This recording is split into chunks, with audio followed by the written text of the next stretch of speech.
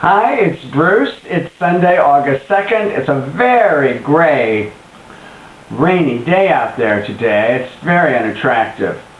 Bill is in Kansas City. He's coming back today. He was casting a production of Lucky Duck. And I'm back doing a blog. I haven't been doing a regular blog in quite a while. If you follow me, you know we got married on July 11th. And if you want to see the whole wedding, if you haven't, you can see it on YouTube. It's in 6 parts. Anyway, so haven't really gone to any theater, but I have went to a couple movies, which is unusual, but we had to go to some late night things, and I had to kill time after work, so saw 2 movies. I went to see The Hangover, which is a very amusing comedy about some straight guys getting sort of drugged out in Las Vegas. It had its humorous moments, and it was a really good cast. Ed Helms was very funny, actually. And I saw Bruno with Sacha Baron Cohen's gay character, Bruno, the Austrian fashionista. And didn't really want to see it, but it started at the right time. It was at a convenient theater, and it was short. I was just out in time to go to the dinner party. And, you know, I appreciate Sacha Baron Cohen and his characters and his daring. I somehow don't like when he's just embarrassing people sometimes. Sometimes I feel that people don't even really deserve it. And I was a little uncomfortable at Bruno, and I can't say I really cared for it. I did laugh a few times, but I don't really recommend Bruno. Borat was a sort of a much funnier movie with a character that he developed, but not Bruno. Anyway, now let's get off to the few things that I have.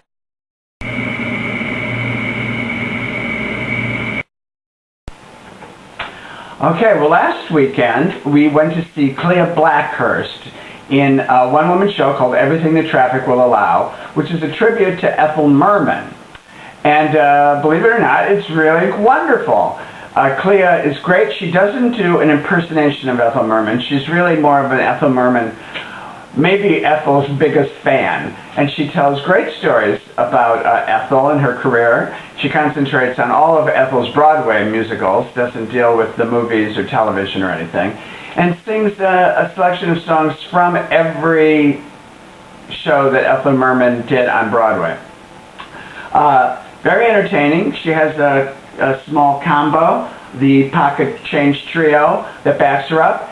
And it's at the Snapple Theater. It's only on Saturdays through the beginning of September, I think, unless they extend it. It's Saturday at 5 o'clock, and it was packed. Very entertaining. And I highly recommend seeing KLEA BLACKHURST.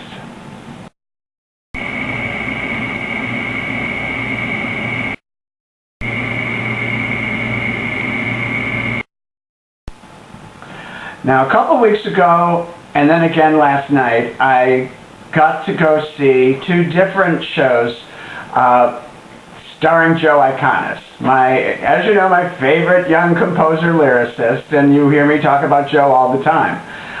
He did a set at, he did the Rock and Roll Jamboree at Joe's Pub a couple weeks ago.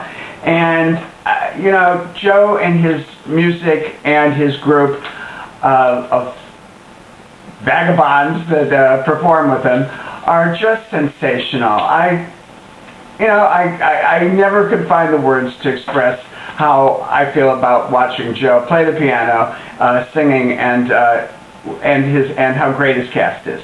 So once again, Joe always likes me to mention who was in each show, so I'm just going to go through the cast because I have only superlatives to say for everyone.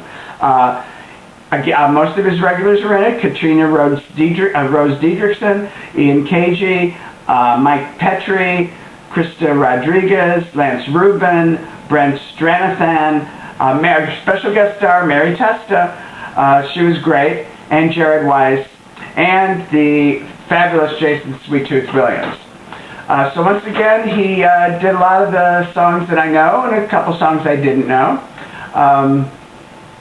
He opened with the Whiskey Song, which is really great. You can catch that on YouTube if you search Joe Iconis Whiskey Song. You can see some live versions of this and a little video that they did of it. Jason Sweettooth sang a great version of Honey again, and the Goodbye Song. I just love all of Joe's music. Now last night was a real treat because Joe played his show, which he called Joe Iconis Unplugged, at Don't Tell Mama, which is a really small venue. And it was fun. If you know Joe, he always wears a tie, and everybody had to wear a tie, and it was really cool.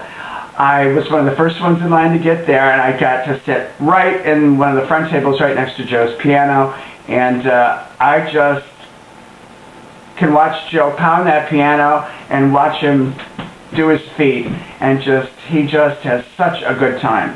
Unplugged was really a special treat, and it was a smaller set, and Ian Cagey again was in it, also Lance Rubin, Brent Stranathan, Jason Tam, who I don't think I'd ever seen him in a Joe show. He was in Paul in the revival of Chorus Line, and again Jason Sweettooth Williams.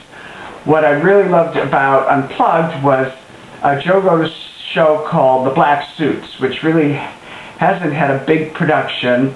I'm going to spend my life helping get a production of The Black Suits on.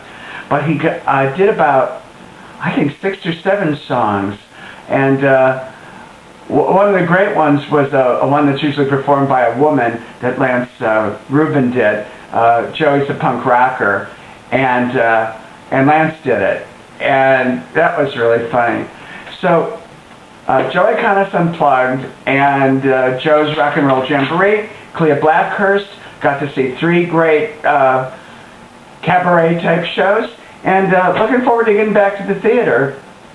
We're going to be getting tickets for things soon, but right now it's sort of a slow summer and just taking in the entertainment around town as I can get it. And as I can get it is really good. So see you later.